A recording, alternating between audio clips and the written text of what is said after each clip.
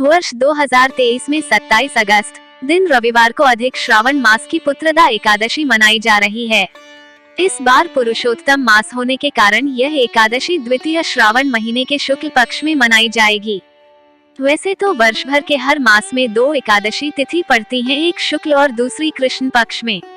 इस बार अधिक मास होने के कारण कुल 24 की जगह 26 एकादशी मनाई जाएगी। इसे पवित्रा एकादशी के नाम से भी जाना जाता है। यह एकादशी तेजस्वी संतान और वायपेय यज्ञ का फल देने वाली मानी गई है। दोस्तों, तो आइए आज हम सब जानते हैं सावन मास की एकादशी की प्रामाणिक और पौराणिक कथा।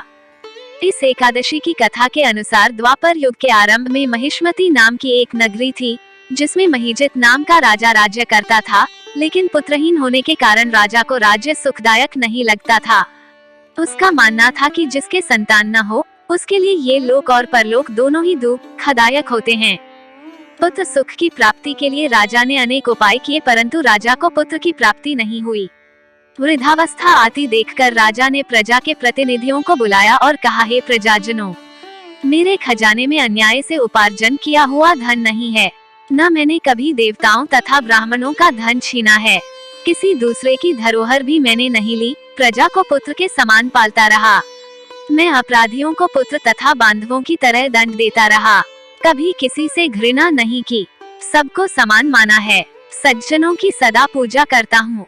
इस प्रकार धर्मयुक्त राज्य करते हुए भी मेरे पुत्र नहीं है, सो मैं अत्यंत दुख पा रहा हूँ, इसका क्या कारण है? राजा महीजित की इस बात को विचारने के लिए मंत्री तथा प्रजा के प्रतिनिधि वन को गए। वहाँ बड़े बड़े ऋषि मुनियों के दर्शन किए। राजा की उत्तम कामना की पूर्ति के लिए किसी श्रेष्ठ तपस्वी मुनि को देखते फिरते रहे।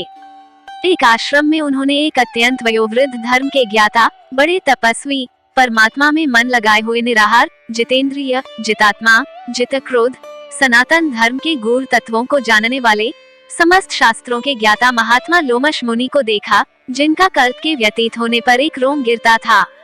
सबने जाकर ऋषि को प्रणाम किया। उन लोगों को देखकर मुनि ने पूछा कि आप लोग किस कारण से आए हैं? संदेह में आप लोगों का हित करूंगा। मेरा जन्म केवल दूसरों के उपकार के लिए हुआ है, इसमें संदेह मत करो। लोमश ऋषि के ऐसे वचन सुनकर सब लोग बोले, हे महर्षि, आप हमारी बात जानने में ब्रह्मा से भी अधिक समर्थ हैं, अतः आप हमारे इस संदेह को दूर कीजिए। महिष्मतीपुरी का धर्मात्मा राजा महीजित प्रजा का पुत्र के समान पालन करता है, फिर भी वह पुत्रहीन होने के कारण दुखी है। उन लोगों ने आगे कहा कि हम लोग उसकी प्रजा हैं, अतः उसके दुख से हम भी दुखी हैं।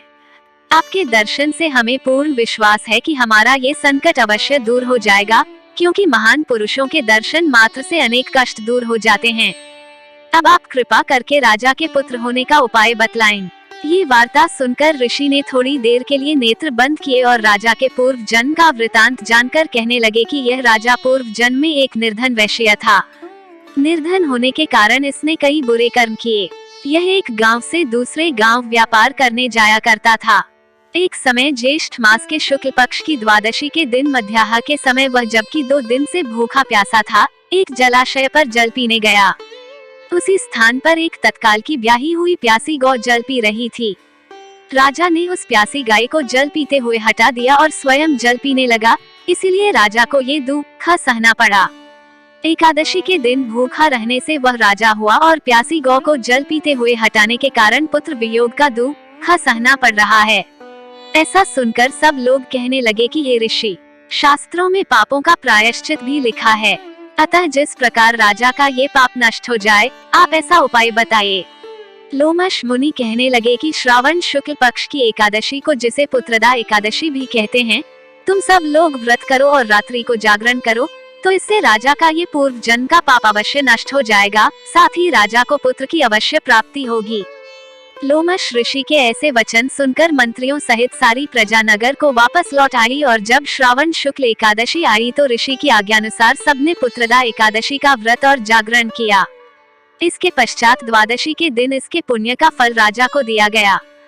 उस पुण्य के प्रभाव से रानी ने गर्भ धारण किया और प्रसव काल समाप्त होने पर उसके एक बड़ा तेजस्वी पुत्र उत्पन्न हुआ।